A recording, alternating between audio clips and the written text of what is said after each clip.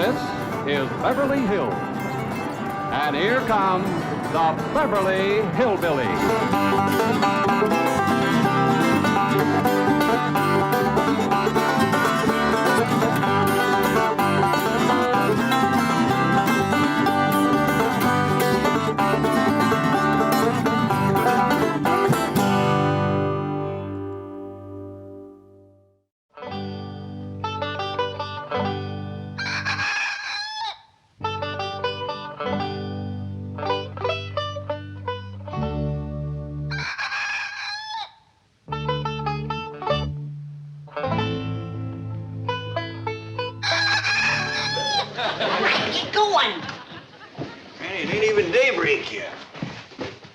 Did you have to crow this early?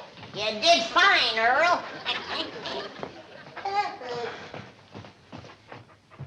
The early bird catches the worm. When we plow up that front yard out there, you're going to be up to your wishbone in them.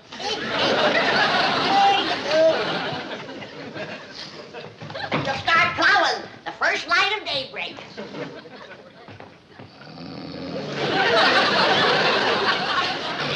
Shame on you. City living has made you soft and lazy. Now get to your feet before the whole morning is wasted. It's already past 4 o'clock. 4 o'clock's powerful early. No, not when you have the whole front yard to plow, and corn to plant, and taters, and turnips, rutabagas, and onions, and oats, and barley, and watermelon. All right, Granny, all right. Now you get in the kitchen and get some breakfast on the table, and we'll be in directly. See that you do. Let's eat us a good big breakfast, Jethro, because you and me are going to be pulling that plow. Paul? No, Ellie, and I know you're strong and you're willing, but this here is Beverly Hills, and just wouldn't look right for a young, pretty girl to be pulling the plow. Paul? No, Ellie. Uncle Jay, what Ellie's trying to tell you is that we went out last night and got a mule to pull that plow. You did? Well, yeah, like you were saying, this here is Beverly Hills, and we got to keep up appearances. That's right. Where is it? Well, it's tied to that big tree out back. Well, Jethro, he didn't look too happy there, so I bedded him down. Good girl, Ellie. I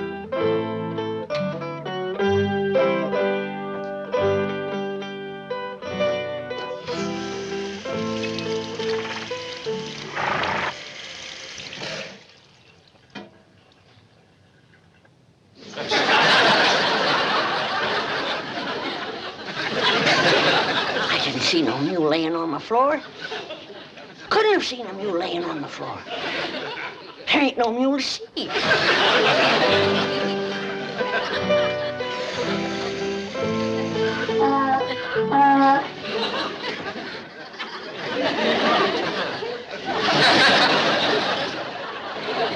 How's it going, Granny? Oh, just fine, just fine. Jed, did you notice anything unusual about the kitchen this morning?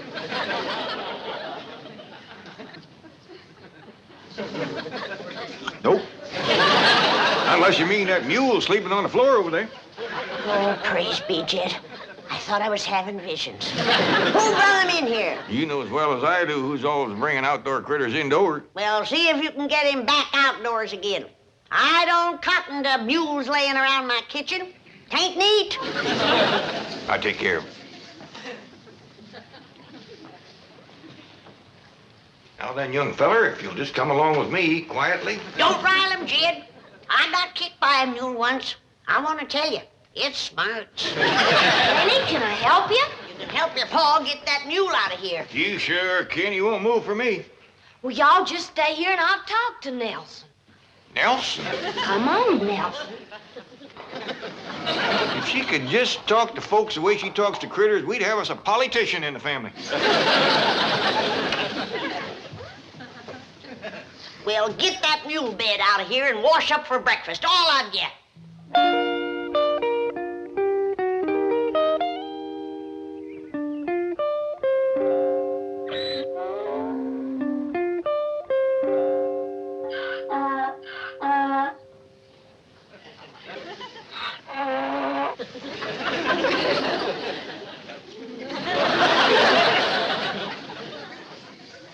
Looks like a good, strong mule, Jethro. I hope he's broke the plow harness. He's taking to it real good, Uncle Jed. I bet you we can plow up that that whole front yard before noon. They wouldn't. They might. Well, come on, let's get around front with the plow. They are. Plow, you plow, yeah. Mr. Clampett! Mr. Clampett, wait!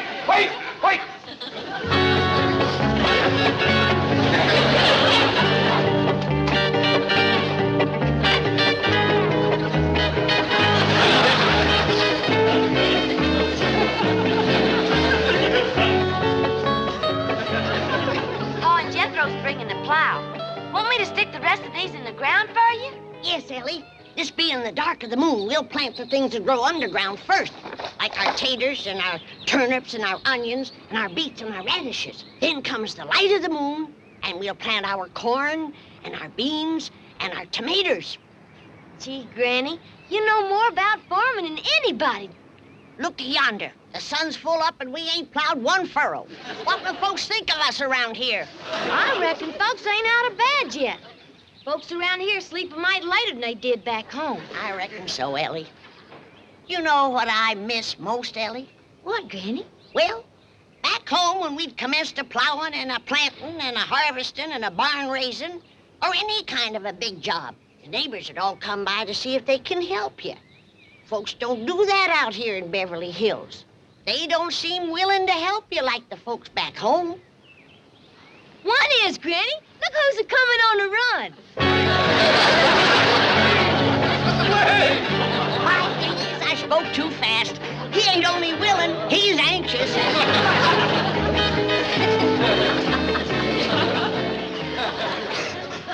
Oh, howdy, Mr. Drysdale. Is them your work clothes? So, Ellie, and just because you're such a nice neighbor, I'm gonna let you plow the first furrow. But unless you've got tough feet, you better put on some shoes. Granny, Ellie, please. He is anxious. I'll go see what's holding up the men folks with the plow. It ain't no use, Uncle Jet. This here mule's done made up his mind. He gonna sit for a spell. Yeah, knowing mules like I do, we might as well set for a spell, too.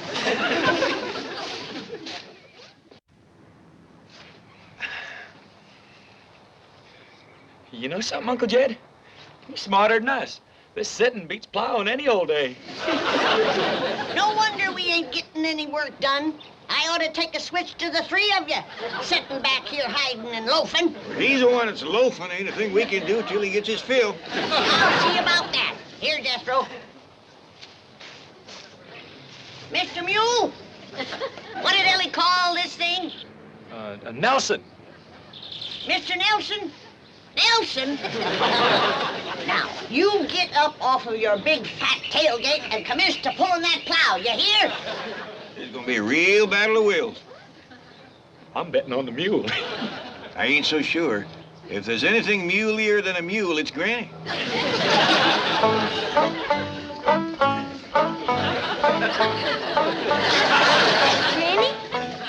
Granny? Ellie Mae, you busted the spell. Another minute and I'd have had that fella buffaloed. What's the trouble, Ellie? Mr. Drysdale said if we go to plowing up that front yard, a whole neighborhood will come storming over. Well, that's dandy. We got enough work for all of them. Well, I think you better have a talk to him, Granny. He sure is stirred up. All right, but you get that mule on his feet. Nelson balking again, is he? That's a fact.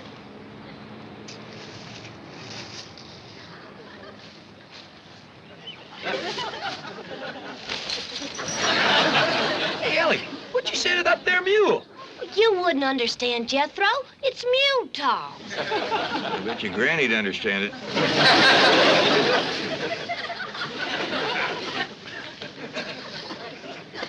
Hold on there. What the hell are you doing? Granny, you can't grow things like turnips and onions here in front of the house. That's turnip and onion soil if I ever tasted it. You can't grow anything. There's a zoning ordinance here. Now you tell me. I already swallowed it. Bless you. Thank you. Granny, you don't Bless you again. You better get some shoes on your feet. Hi, Mr. Drysdale. Hey, Ellie got the mule up, Granny, and Uncle Jed will be here with the plow directly. Bless you. Oh, I've got to get home and get some clothes on or I'll catch pneumonia. Promise me you won't do anything until I get back. I've waited as long as I'm gonna wait. Jethro, you take him in the house and put some shoes on him and some dry clothes. Okay, Granny. Come on, Mr. Drysdale. No, no! Hey, you better never say no to Granny unless your hide wants tanning.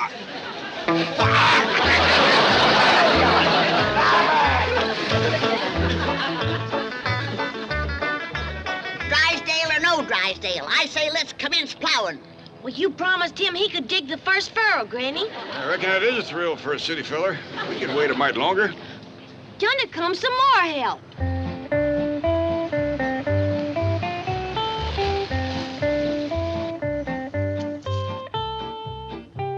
What in the name of Secretary Freeman are you doing? We're fixing to plow and plant. What does it look like we're doing? That's what it looks like you're doing. Oh, thank goodness I got here in time. You city folks are willing, but you sure don't know how to dress for plowing. Does Mr. Drysdale know about this? Oh, yeah, we was waiting for him to plow the first furrow. And we ain't gonna wait much longer.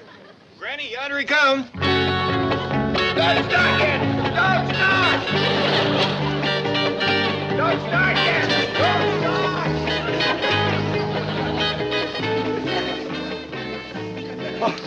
It is Mr. Drysdale. I reckon he ain't done much plowing or he wouldn't be so all-fired anxious. Miss Hathaway, am I glad to see you? The chief, you can't plow up this front lawn. There's a zoning ordinance here. We figure a little fertilizer will take care of that. Have you taken leave of Oh, your... shut up! I have no intention of plowing up this lawn, nor of allowing the Clampers to do it. What did you say? Now, Granny, Mr. Clampett, let's all go into the kitchen, sit down, have a nice cup of coffee, and talk things over, eh? That's a city farmer for you. He ain't turned one spoonful of dirt, and already he's tired. Mr. Clampett, as your friend and neighbor, I beg you, I implore you, let me explain the whole thing. Well, while you two are jawing, I'll be plowing. Ellie Mae, pull up them markers. I'm going to start to work.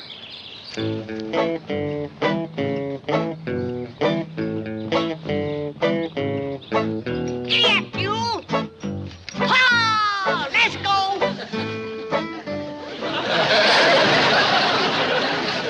Here he goes again. Ellie Mae, get that Beverly Hills jackass on his feet. Should I, Pa? Well, Mr. Drysdale seems right in earnest. Reckon a little confab first won't hurt nothing. Granny, may I give you a lift to the door? Yeah, take them. These the lazy ones. But, Mr. Drysdale, we done scouted the whole estate and that piece of land out front. That piece of land out front there. Jethro, that's the third breakfast you've had this morning. Well, Uncle Jed, plowing gives a fella an appetite. But you ain't plowed none yet. Oh, I know, but we've been talking about it since 4 this morning, and it's got me starving. Well, take it into the pantry. You're making more noise than a heifer going through a dry thicket. Gee whiz, just 'cause a fella gets hungry talking about plowing, you gotta throw him out of the kitchen. Why don't you ever talk about Ellie Mae? She eats just as much as I do. You gotta pick on me. No, I try my best. Well, now, as I was saying, that piece of ground out front is the best on the whole place for gardening. It's nice and level. It's got no stumps or brush to clear. It's handy to the house, and it's handy to the street. So as Granny can set up a little stand and sell some of the stuff she growed. Well, I reckon Mr. Drysdale got up a mite too early for a city fella. Ellie Mae, give us some more coffee. Mr. Clampett, your neighbors in this lovely and exclusive section would never accept such action. They would originate petitions. They would bring legal proceedings. They would take every means to protest vigorously and vociferously. You mean to get him riled? Exactly. Well, now, we sure don't want to do nothing to rile the neighbors, but Granny's powerful set on plowing and planting that piece of land out front. Mr. Clampett, I will explain to Granny that in addition to the aesthetic depreciation and the local hostility that would obtain, the net results in volume of produce weighted against value per acre would make the entire venture economically unfeasible. Well, if you're going to explain it to her that way, I might just as well start plowing. You gonna tell Ellie to get that mule up, or am I gonna have to start turning that ground by hand? Well, Granny, just bank your fire for a minute. Ain't you done jawing yet? No, not quite. What time is it? Almost straight up for 9 a.m. Hear that, Jed? We've done wasted the whole day. Hey, pour your Granny a cup of coffee. You want to do your granny a favor? You get that four-legged friend of yours to pull in the plow, like he was paid his bucket of oats to do. Granny, a dancing without Pa tells me it's all right to do. Are you gonna tell her? Not right this minute. Now, sit down. Setting is for hens, not for farmers. Now, I'm going out there and look that mule in the eye till he does my will. And I want to warn you, Jed Clampett, you're gonna own a mule with a powerful headache and a broke spirit. Now, mule, you gonna get up and pull that plow? I say air.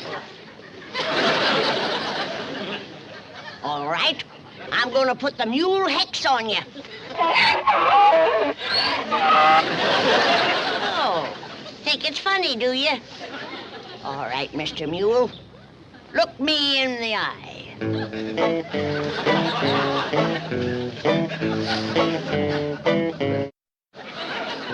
I hope your field trip idea works. That little woman out there is harder to convince than a bank examiner. Don't worry, Chief. I shall carry the message to Garcia, or in this case, to Granny. Well, I'll change clothes and get down to the bank. Lots of luck. Now then, shall we put Granny in the front seat with me? Well, I kind of favor the back seat twixt Jethro and me. I figure maybe we got the best chance of holding her in the car. Yeah, because Granny ain't gonna take this sitting still. That's a fact. Well, I got her hat and a reticule. Granny won't go no place without she totes a reticule. How far is it to the place we's going, Miss Jane? Oh, it's about an hour's drive from here. That's gonna take considerable holding. It sure is, because right out there is two of the stubbornest critters that ever faced off.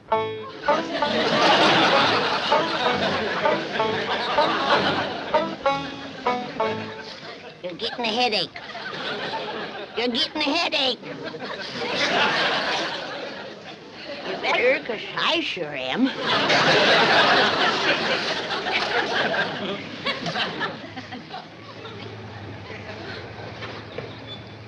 Come on, Granny, we's all going for a ride. Well, if that don't take the roof off in the barn. Loafing isn't bad enough. Now it's joyriding on plowing day. It ain't exactly joyriding, Granny. We got something to show you. Indeed we have, Granny. This will be a ride you'll never forget. That's for sure, because there ain't gonna be no ride to remember. The pleasure is considerable if you come, Granny. Miss Jean's gonna show us all about gardening and crop raising. That'll be the day when a city woman can show me.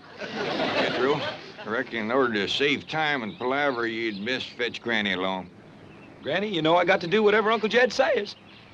Come on, Granny, get in here.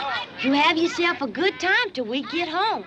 There's lots of food and water, and you can go for a swim in the cement pond if you want to.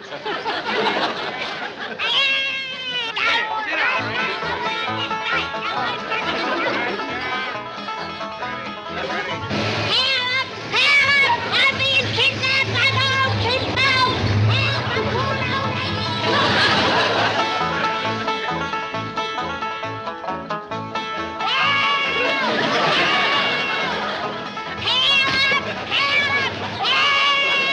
Granny, quieten down. Not me if I'm going fight! Quiet down. Look out yonder, Granny. Ain't that something? Now do you see why we brought you here? Sure I do. You want to drown me in one of them ditches. By a bunch of killers. Granny, be sensible. Why would we want to get rid of you? To get out of plowing and planting, that's why. I'm the only one that hasn't been spoiled rotten by city living. And you don't want me nagging your conscience. This was my idea, to show you how unnecessary it is to plow and plant. Look out there. These people make farming their life's work. By their efficiency and modern methods, they raise better crops and more of them than you and I could ever hope to. Speak for yourself, city woman. Now, there ain't nobody so wise that they can't learn something new. Well, don't expect me to learn them. Look at them, planting corn at the dark of the moontime. I'd like to see their faces when nothing comes up. Granny, the modern farmer is so efficient that each one feeds 28 people. Now, you hear that, Granny? You don't want to put men out of work with families that big.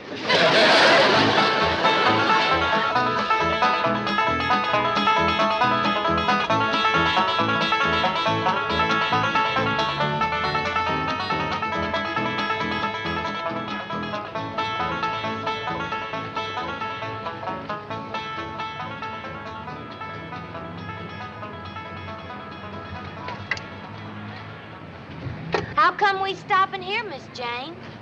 We's only a half a mile from home. We got plowing to do. Granny, ain't you convinced yet? Precisely why I stopped you, Mr. Clampett. I have something else to show Granny, and I think you'll find it very rewarding.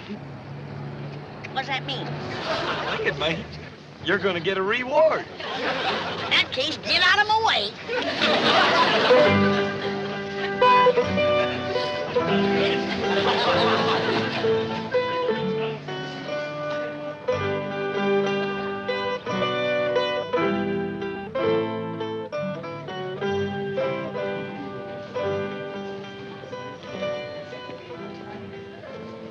Now, Granny, while the others are exploring the rest of the market, I want to show you how unnecessary it is to plant a garden.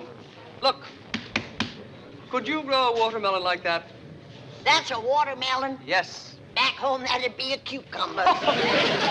Serious. But I must admit, that's the biggest cockleburr I ever did see. Granny.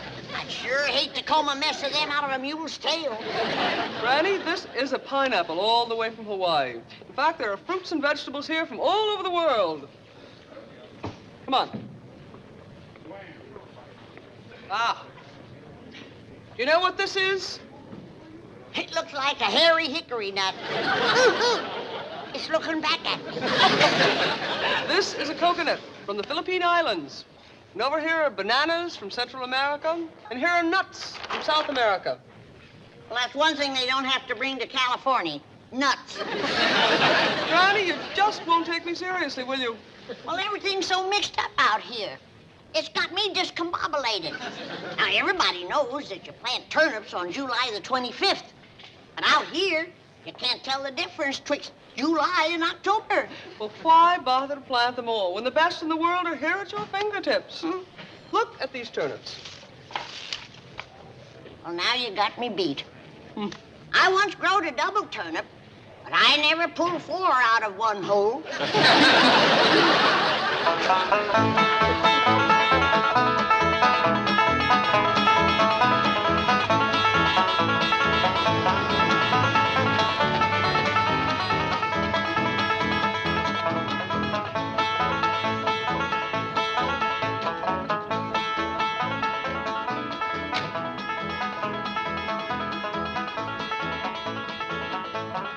Well, Granny, how'd you like the trip? I liked it fine. Wasn't that supermarket an eye-opener? Best fiddle store I ever did see. Wonderful. Now let's get busy and start plowing.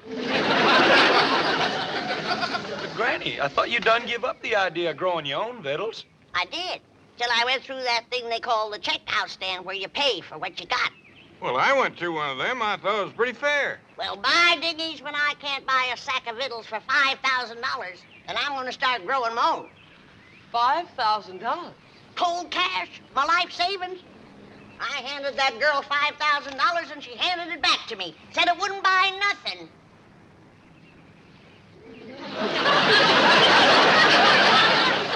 Well, no wonder, Granny. It's Confederate. So am I.